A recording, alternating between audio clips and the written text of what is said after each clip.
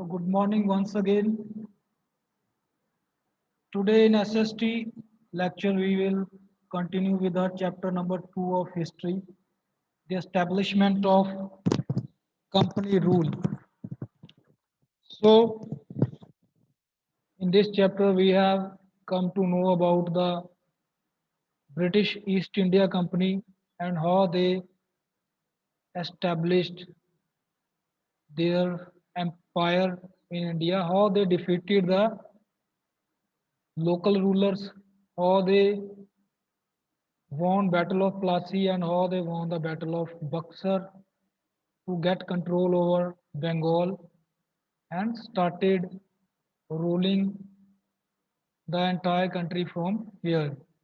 Okay, they established their trade links with other countries. They got the raw material from here and used to import it in the European markets, especially in their own country, UK. From there, they get the finished goods and supply it to the colonial countries and especially India. Okay.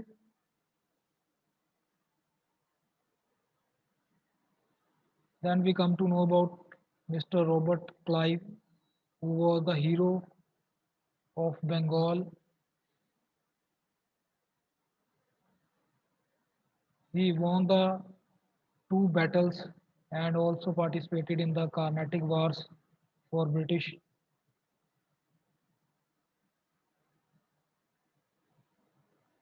Then we come to know about the dual system of administration that was started by the British in the Indian ruled states or areas. Then in 1772, Warren Hastings put an end to this dual system and Bengal completely came under the direct control of the company administration. Now, expansion of the British Empire from 1757 to 1880. So, growth of British influence. The English East India Company continued to extend its control over the Indian territories through the late 18th and early 19th centuries. Treaties made with Indian princes provided for stationing of British troops within these princely states to pay for the troops. The British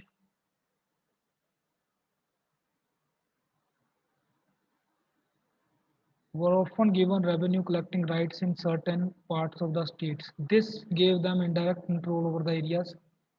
Many of these states were annexed when succession to throne was in doubt or when the ruler acted in ways that seemed contrary to British interests. Okay, so they started ruling indirectly and in certain places directed directly. Okay, so they have the control over revenue of the states. They used to maintain their troops with the help of money got from Indian rulers. Info capsule, there is little info capsule that cricket was first played in India in 1721 by the officers and men of an English ship. The game became popular in all the company's presidencies and the Calcutta Cricket Club was founded in 1792. So from here you can also learn about the history of cricket also. Okay. So moving ahead, Anglo-Maratha conflict. So the third Peshwa Balaji Baji Rao could not withstand the shock of the defeat of the Marathas in the third battle of Panipat and died on 23rd of June 1761. So in the third battle of Panipat Maratha versus British, Marathas were defeated and after that third Peshwa Balaji Baji Rao, who was the ruler of Maratha Empire, he died. Then his son Madhav Rao taken over the charge of Maratha Empire. He kept in check the ambition of his uncle Raghunath Rao and maintained unity among the Maratha chiefs and nobles and very soon recovered the power and prestige of the Marathas, which they have lost in third battle of Panipat. So the English became conscious of the growing power of the Marathas and wanted to crush their resurgence. They got this opportunity very soon after the death of Madhav Rao in 1772. So the British fought three wars with the Marathas and finally crushed their power and brought the Maratha territory under their control. So here you can see that British are even capturing very powerful dynasties and powerful kingdoms of India one by one. The Battle of Buxar was considered the most decisive battle in history of India. It shaped the course of events and paved the way for 200 years of subordination of India. Okay, so it was a very important battle. Now Anglo-Mysore. So after defeating Bengal, then defeating the that one Marathas, now they move on to Mysore. In the last 3 decades of the 18th century, the British got involved in a conflict between the powerful kingdom of Mysore, which was ruled by Hyder Ali and his son Tipu Sultan. Between 1766 and 1799, four wars were fought with Mysore.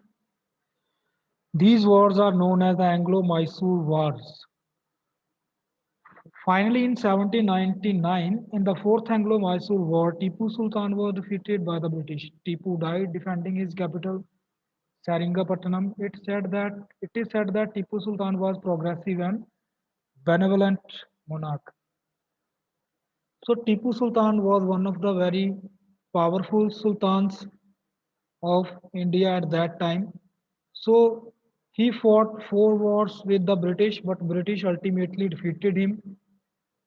It is also important to note that he was also having very advanced army. He was having uh, troops of rocket launchers. Okay, he was having that type of artillery also. So he was a very brave king of the Indian subcontinent. Now, annexation policies of the company. Annexation means to get the other areas or other territories of other princes mixed in their own territory. That's company's territory which they have maintained here. So the company adopted mainly three methods to do this. First was doctrine of lapse. So what was doctrine of lapse? So doctrine of lapse, subsidiary alliance and direct annexation on various pretexts.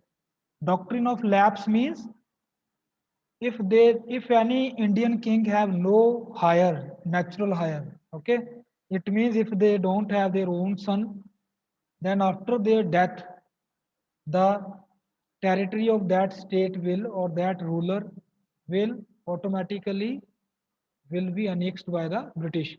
तो अगर किसी भी की भी अपना बच्चा नहीं था किंग का, तो ये लॉर्ड डलहौजी ने स्टार्ट की थी डॉक्ट्रिन ऑफ लैप्स। तो उस रूलर को क्या करना पड़ता था कि अपनी जो है पूरी उसके मरने के बाद उसकी जो उसके राज्य को ब्रिटिश अपने राज्य में शामिल कर लेते थे। Subsidiary alliance is another thing. So doctrine of lapse की वजह से कौन कौन से स्टेट्स को अपनी जो है वो स्टेटहुड गंवानी पड़ी थी, उसमें 17 संबलपुर और उड़ीसा, द स्टेट्स बाघत, झांसी, नागपुर के ये सारी उनको ने इस तरह से मिलाई। सब्सिडरी में होता है कि ब्रिटिश क्या करते थे, मिलिट्री हेल्प प्रोवाइड करते थे किसी एक स्टेट के राजा को दूसरे स्टेट के राजा के खिलाफ। तो इस तरह से वो धीरे धीरे क्या करते थे कि अपनी ही अपना एक रेजिडेंट वहाँ पर बिठा देते थे, फिर अपने ट्रूप्स वहाँ पर रखते थे। slowly and slowly they started to dominate that state, and then in the time passage of time they used to capture that territory. So subsidiary alliance they maintained with Hyderabad, Mysore, Peshawar, Bhonsle, Sindhia, Udaipur, Jodhpur and Jaipur. Direct annexation means direct attack करना और राज्य को शामिल करना। So the Nawab of Oudh had many hires and could not therefore be covered by the doctrine of lapse. So the British had to come up with some other pretext to deprive him of his dominions. Therefore, Nawab Wajid Ali Shah was accused of having misgoverned his state and of refusing to introduce reforms. His state was annexed in 1856 on ground of maladministration. तो उन्होंने जो औध का अवध का बंगा ruler है माइस उसको किस तरह से शामिल कर लिया अपने राज्य में। उन्होंने बोला कि इनको अपनी स्टेट अच्छी तरह से रूल करनी नहीं आ रही, मिस गवर्नेंस कर रहे हैं। Reform measures, then there were several reform measures which were taken by the company. First was administrative reforms. The political and trade victories of the English East India Company and the enormous wealth amassed by the governors brought the company under scrutiny of British Parliament. So क्योंकि अब जो काम करने वाले थे British के जितने भी कमांडर्स थे, सोल्जर्स थे, या फिर वो ऑफिशियल्स थे, तो उनके पास बहुत ज़्यादा उन्होंने प्रॉपर्टी यहाँ से इकट्ठी कर ली थी। अब इन ब्रिटिश पार्लियामेंट ने इसकी तरफ ध्यान दिया और उन्होंने इसको ऊपर नज़र रखने के लिए डिफरेंट एक्ट्स पास किए। इसी में एक एक्ट था regulating act of 1773। So governor general council was made and 4 councillors were appointed to govern Bengal. Then they also have Pitt's India Act in 1784.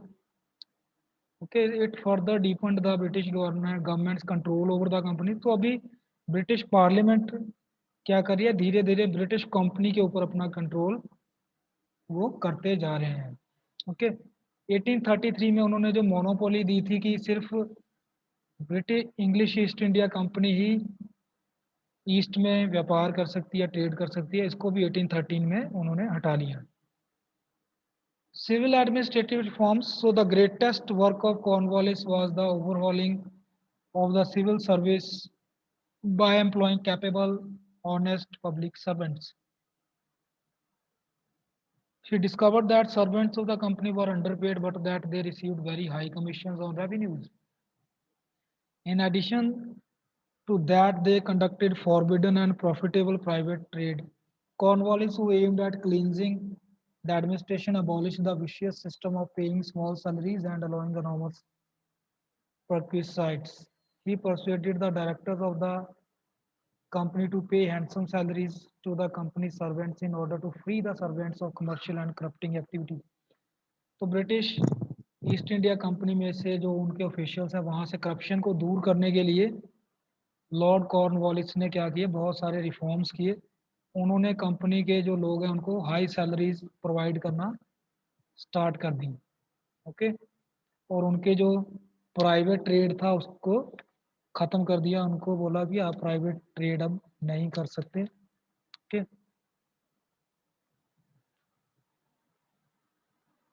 Now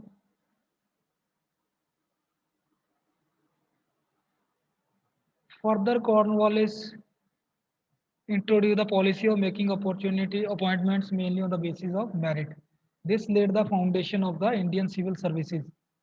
उन्होंने कंपटीशन करवाने के बारे में सोचा, तो अब जिसको भी हायर पोस्ट चाहिए थी सिविल सर्विसेज के अंदर उसके लिए एक कंपटीशन होने लगा। इसके लिए क्या किया उन्होंने, यहाँ पर देखो इन्फो, उन्होंने एक टेस्ट कंडक्ट करने स्टार्ट किए। Satyendranath Tagore, the Elder brother of Rabindranath Tagore, was the first Indian to join the Indian civil service. He went to England, appeared for the exams and was selected in June 1863.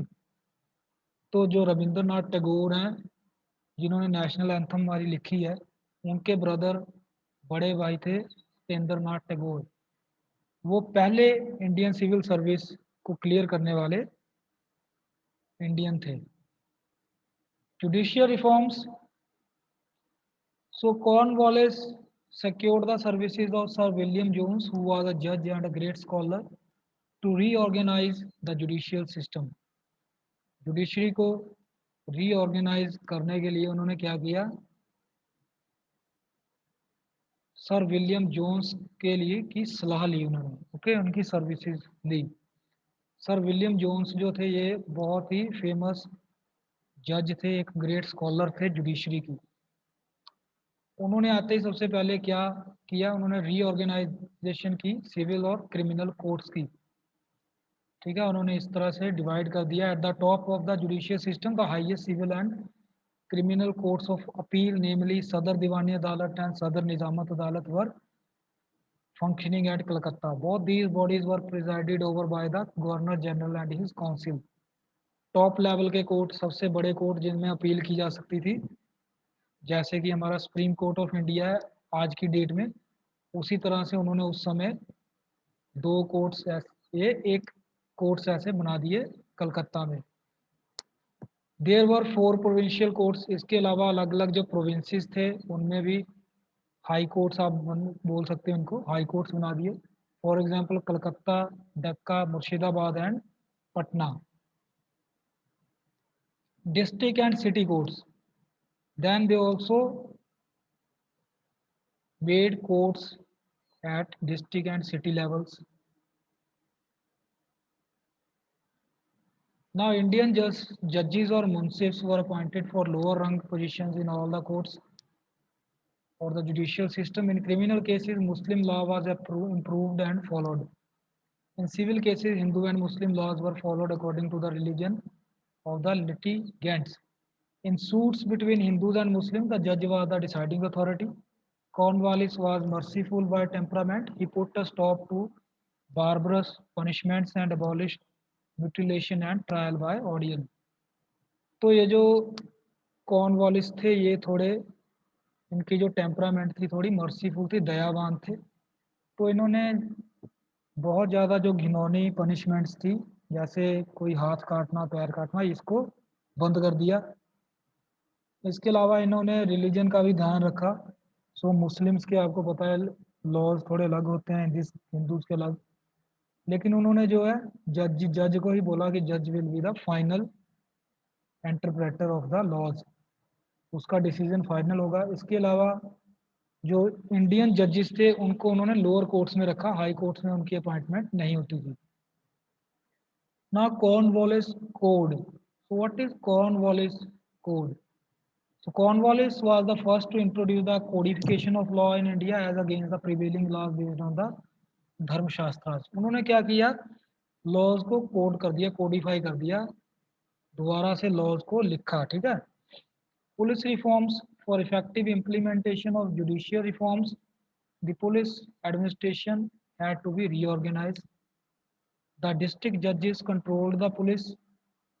Each district was divided into thanas or police circles, each of which was about 20 square miles. It was placed under an Indian officer called the Daroga, who was ably assisted by many constables. However, police organization was not effective. In the words of Marshman, the Daroga enjoyed almost unlimited power of extortion and became the scourge of the country. तो उन्होंने police reforms भी किए, police stations बनाए। Police stations का जो head था उसको दरोगा बोला जाता था इंडिया में, लेकिन ये बहुत ही करप्ट बन गए बाद में post. Other reforms, Cornwallis reform the board of trade which manage the commercial investments of the company. With the aid of Charles Grant, he eradicated numerous abuses and corrupt practices. Fair treatment was given to weavers and Indian workers. He increased remuneration for honest service. तो उन्होंने बहुत सारे और भी इस तरह के reforms किए। So this was how the company came to become the ruler of Indian subcontinent.